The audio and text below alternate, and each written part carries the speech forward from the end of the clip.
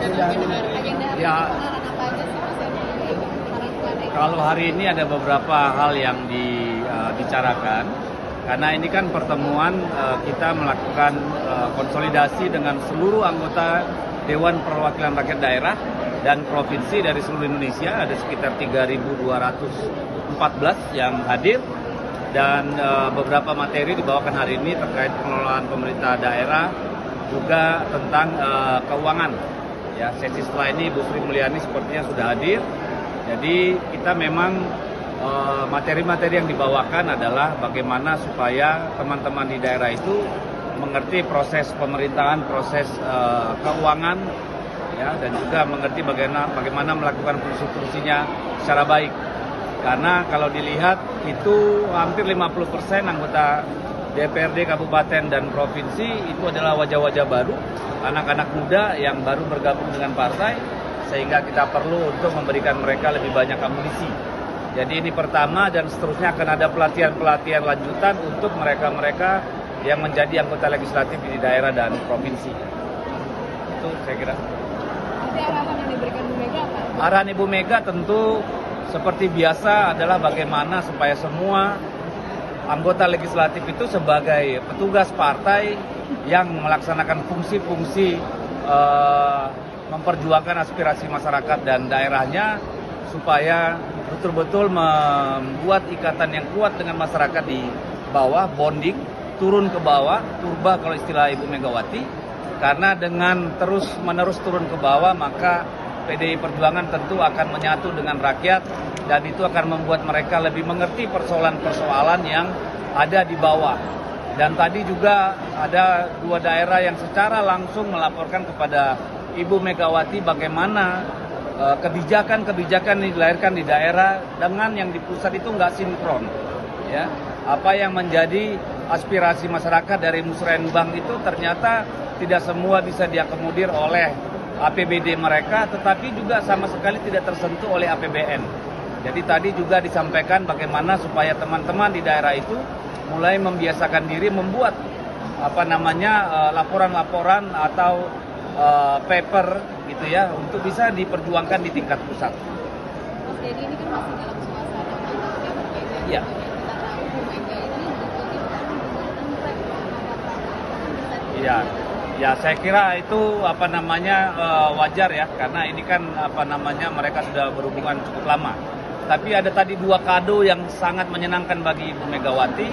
Yang pertama itu adalah lukisan-lukisan yang dihasilkan oleh para seniman dan kemarin dibuat di Taman Suropati, dan tadi ditunjukkan kepada Ibu Megawati lukisan-lukisan itu, sekaligus mereka menitipkan pesan supaya para pasar seni di Jakarta itu betul-betul dihidupkan kembali, dibantu oleh pemerintah Provinsi Jakarta, dan tadi Bang Dul sudah berkomitmen untuk bagaimana mendorong supaya pasar seni itu betul-betul bisa hidup. Dan yang kedua tadi banyak aspirasi supaya Ibu Megawati kembali memimpin PDI Perjuangan karena masih sangat dibutuhkan. Tapi ini menjadi sinyal nggak sih Pak terkait soal hubungannya dengan Pak? Nggak ada hubungannya. Ini adalah bagaimana partai mengkonsolidasikan, karena sedang terjadi proses regenerasi yang sangat cepat dari anggota-anggota fraksi kita di daerah. Terbukti dengan banyaknya anak-anak muda yang masuk, sehingga hampir 50% legislator daerah itu memang adalah muka-muka baru di dunia politik. Tapi rencana pertemuan itu udah ada? Rencana pertemuan nanti kita bahas pada waktu yang akan datang. Kalau bergabung dengan pemerintahan bagaimana? Kenapa? Nah, justru karena itu kita mengundang beberapa menteri untuk hadir kemari, untuk bisa langsung berkomunikasi dan mendengar apa yang menjadi aspirasi teman-teman di daerah, tapi sekaligus juga memahami bagaimana cara pandang pemerintah pusat terhadap persoalan-persoalan di daerah. Ada kabar kalau ternyata Bu Mega itu sudah berkomunikasi. Itu kabar yang masih kabur. Ya. Mas Dedi, survei Litbang Kompas yang mengatakan tingkat kepuasan kepada PDIP justru rendah dibandingkan partai lain, gitu. Sekitar 53,2%, sementara tingkat positifnya 56,2%. Ya, itu ditanyakan aja sama lembaga surveinya. Karena kami tidak mungkin mengomentari survei yang dibuat orang, gitu ya. Kalau kita percaya pada survei, silakan kita pegang. Kami melihat itu sebagai masukan saja. Kalau kita melihat di media massa, di media sosial, dan bagi kita di lapangan kita merasakan bagaimana rakyat sangat berharap PDI Perjuangan tetap bisa bersuara dengan baik untuk memperjuangkan apa yang menjadi kebutuhan masyarakat saat koalisi di parlemen begitu begitu kuat.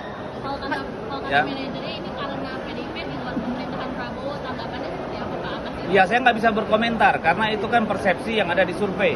Ya kita terima saja sebagai sebuah persepsi. Saya kira itu. Mas Dedi, apakah tadi ada arahan khusus dari Bu Mega soal bagaimana legislatif di daerah ini mengawasi program-program pemerintah salah Oh iya, satunya sangat. makan bergizi gratis di daerah? Tadi yang menjadi contoh ya memang tadi ada disinggung soal makanan bergizi gratis.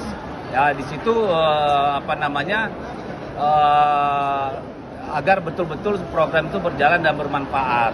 Tapi satu hal tadi yang cukup lama disinggung oleh Ibu, bahkan memanggil para anggota legislatifnya, itu tentang proyek food estate di Merauke. Ya, tentang bagaimana supaya itu benar-benar bisa berjalan dengan baik, dengan memperhatikan kondisi ekosistem yang ada di sana dan hak-hak adat masyarakat setempat.